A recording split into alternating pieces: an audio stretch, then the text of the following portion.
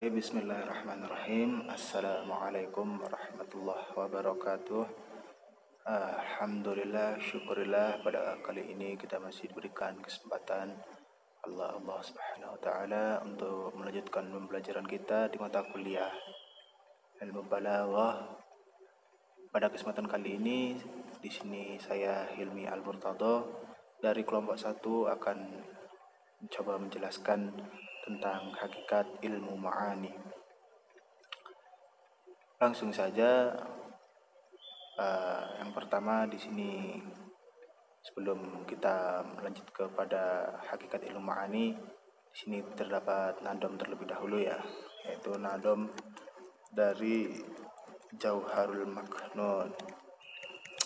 Waja'alu balaghatal kalami tibaku li muqtadal maqami hafidun tadiyatul ma'ani an khata'i warifu bil ma'ani ilmun bihi li muqtadal hali ura lafzan mutabiqan wa fihi dzakira wa fihi dzukira isnaduhu musnadun ilaih musnadu wa muta'alliqatun fi'lin nuradu. Ya, ilmu balaghah itu ilmu untuk mencari kefasihan bicara, yaitu meliputi ilmu ma'ani, bayan dan ba'di. Yaitu yang akan dibahas dalam nanti yang pertama. Waja'alu balaghatal kalami tibaku li muqtadal maqami, yang artinya ulama ahli ma'ani menganggap bahwa kalam balaghah itu ialah sesuainya kalam dengan muqtadul maqamnya, yaitu dengan sesuai dengan keadaan, situasi dan kondisinya. Kemudian di nadam yang kedua, wa hafidun ta'liyatul ma'ani an khata'i yu'arifu bil ma'ani. Adapun ilmu untuk menjaga dari kesalahan makna atau pengertiannya itu disebut ilmu ma'ani. Jadi ilmu ma'ani itu ialah ilmu untuk menjaga dari kesalahan berbicara. Al-fanul awal, ilmul bihi li muqtadal hali yura lafdan mutabiqan wa fihi dzukira. Yaitu ilmu ma'ani, yaitu ilmu yang dengan ilmu itu dapat diketahui sesuatu lafaz mutabaqah dengan muqtadalnya, yaitu keadaan, situasi dengan kondisinya. Di dalam ilmu itu juga diterangkan dalam nadam berikutnya, isnadun musnadun ilaihi musnadu wa muta'alliqatun fi'lin nuradu kasrun wa insya'un wa faslun waslun au hijazun itnabun musawatun ra'au.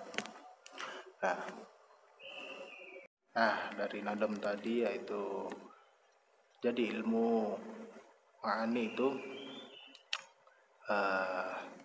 yang dibahas yaitu mengenai yang pertama ada satu isnad, kemudian musnad ilaih, kemudian ada musnad, ada ditetangkan lafaz yang ta'alluq dengan fi'il, yaitu seperti fa'il, maf'ul dan sebagainya. Kemudian ada qasar, ada insya, fasal dan wasal, kemudian ada ijaz, itnab dan musawat.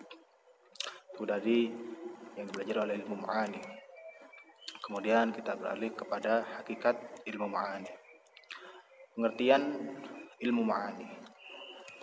Kata ma'ani merupakan bentuk jamak dari kata makna.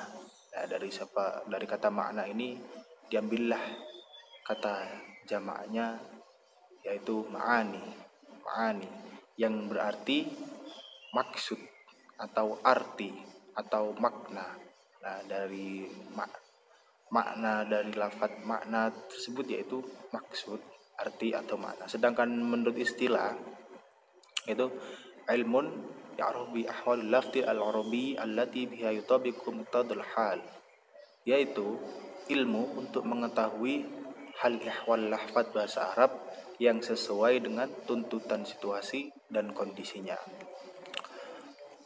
Ilmu ma'ani secara sederhana yaitu dikatakan sebagai ilmu yang mempelajari tentang perkataan bahasa Arab yang sesuai dengan kondisi dan situasi. Contoh, di dalam Al-Quran disebutkan pada surah Al-Jin ayat 10 yang berbunyi, wa ana la nadri asyarrun urida biman fil ardi am aroda bihim rabbuhum rasyada.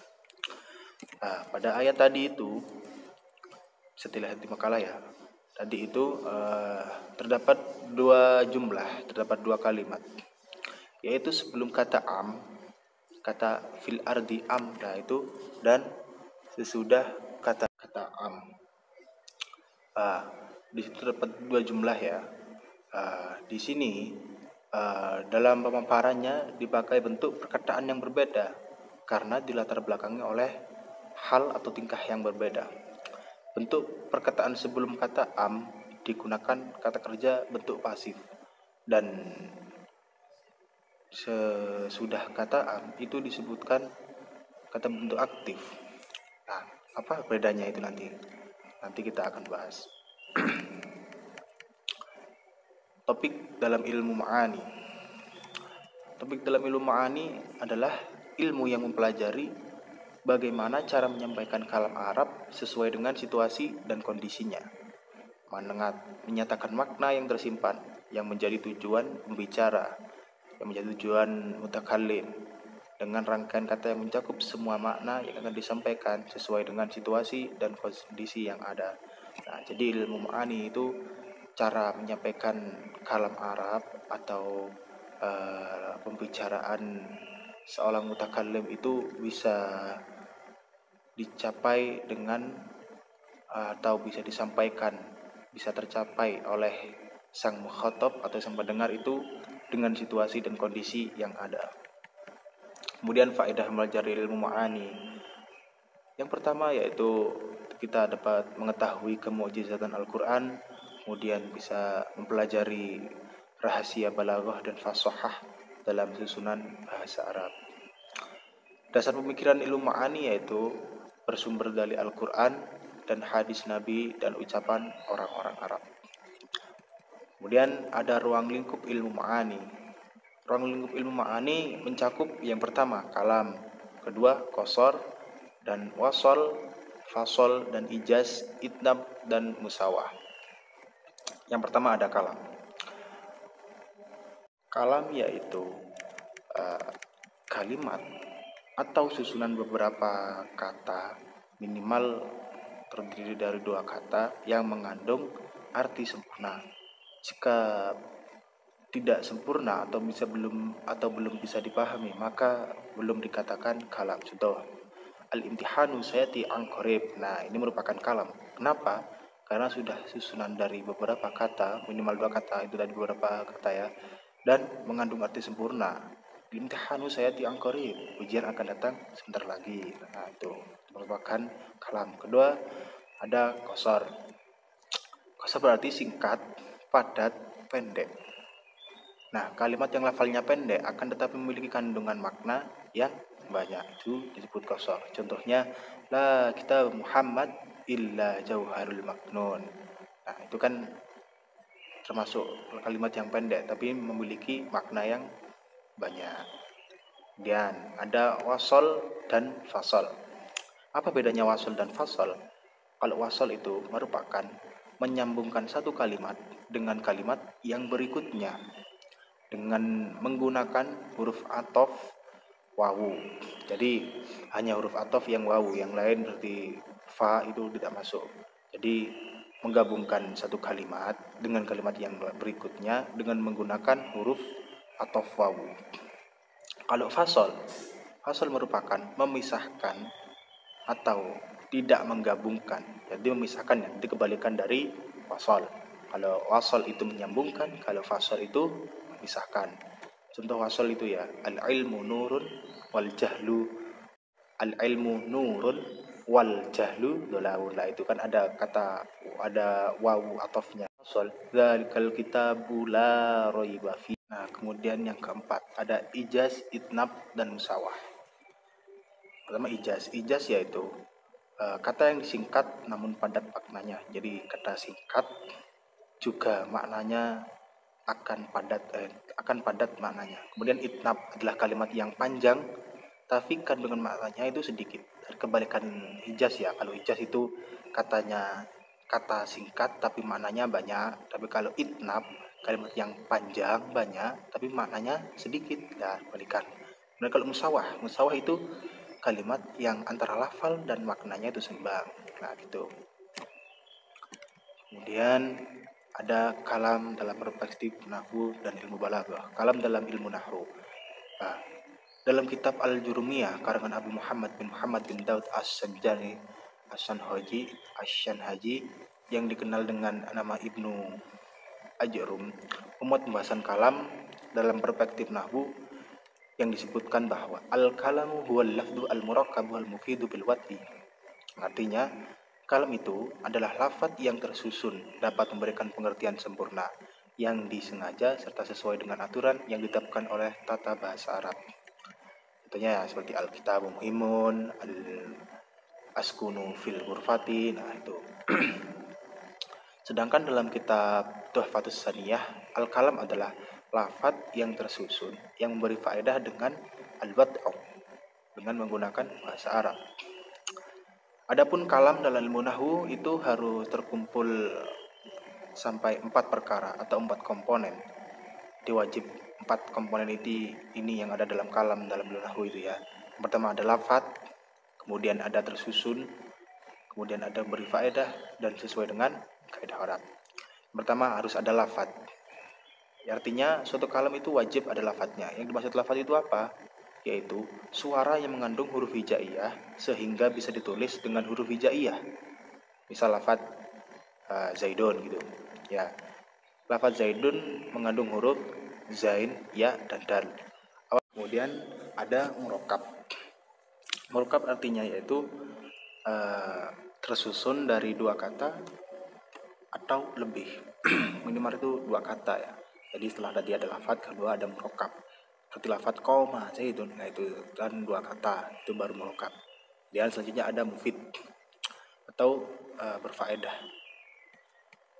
Artinya orang yang berbicara telah sempurna diam setelah menyampaikan kalamnya. Suatu ungkapan itu akan dikatakan sebagai kalam apabila ungkapan itu bisa dipahami oleh kedua belah pihak, yaitu antara sang mutakallim dan sang mukhatab, antara sang pembicara dan lawan bicaranya itu saling memahami. Itu dikatakan mufid. Kemudian bil wad'i, kita menggunakan bahasa Arab. Artinya lafaz yang digunakan berupa lafaz-lafaz yang dipakai orang Arab untuk menunjukkan suatu makna. Dengan demikian ucapan orang ajam atau orang selain Arab tidak dapat disebut sebagai kalam. Nah, di sini ada kalam dan ilmu dalam ilmu balaghah. Balaghah al-kalam terdiri dari 2 kata, yaitu dari kata balaghah dan al-kalam. Secara bahasa, Abadi menjelaskan bahwa kata balaghah mengandung makna wasala atau tiba. Pengertian lain menyebutkan bahwa balaghah berarti mengetahui. Selain itu, balaghah berkaitan dengan makna tabligh, yaitu menyampaikan atau sampainya sesuatu. Dan kata kalam menunjukkan makna pembicaraan atau sesuatu yang dianggap cukup bagi seseorang. Berdasarkan pengertian tersebut, dapat kita simpulkan bahwa balaghah al-kalam secara bahasa berarti sebuah perkataan atau pembicaraan yang tersampaikan. Nah, balaghah al-kalam itu jadi secara bahasa disebut sebuah perkataan atau pembicaraan yang tersampaikan. Di dalam kalam baligh itu terdapat 2 syarat. Yang pertama, kosakata dan kalimat yang digunakan harus fasih. Jadi kalau belum fasih, kosakatanya itu tidak boleh digunakan. Yang kedua, kalam atau ucapan yang sesuai dengan tuntutan kondisi orang yang menerimanya. Dengan demikian jelas bahwa balaghah al-kalam secara istilah ialah kalam yang sesuai dengan tuntutan kondisi penerimanya serta menggunakan kata-kata dan kalimat yang fasih. Nah, ini ada contoh baligh kalam atau balaghah al-kalam. Muhammad sayyidul kaunain watsaqalain wal fariqain min arabin wa min ajamin. Nah, artinya itu Muhammad itu junjungan dunia di akhirat, manusia jin serta junjungan golongan Arab dan ajam. Tujuan dari syair ini atau dari kalimat ini yaitu untuk menerangkan bahwa Nabi Muhammad adalah orang yang mulia di antara makhluk lainnya. Kemudian dalam konteks ilmu balaghah, kalam itu dibagi menjadi dua jenis, yaitu kalam khobar dan kalam insya'i. Apa itu kalam khobar? Apa itu kalam insya'i? Kalam khobar yaitu kalam atau pembicaraan yang mengandung kemungkinan benar atau bohong, semata-mata dilihat dari pembicaraannya itu sendiri. Jadi misal seorang mengucapkan suatu kalam dan mempunyai pengertian sempurna, setelah itu kita bisa menilai bahwa kalimat itu merupakan kalam khobar. Dikatakan benar jika sesuai realita, dan dikatakan dusta jika maknanya dari lafadz itu bertentangan dengan realita yang ada. Contohnya yaitu asyamsu mudiatun. Nah, asyamsu mudiatun, kan dari setelah mendengarkan kalimat ini kita bisa melihat asyamsu mudiatun, matahari bersinar terang. Kata ini sesuai dengan realita. Jadi ini dikatakan kalam khobar. Nah, itu. Kemudian kalam insya. Kalam insya merupakan kata insya merupakan masdar dari kata ansya'a. Kata tersebut bermakna membangun, memulai, kreasi, asli, menulis, dan menyusun. Dalam ilmu bahasa Arab, insya merupakan salah satu mata pelajaran atau mata kuliah yang mengajarkan tentang menulis.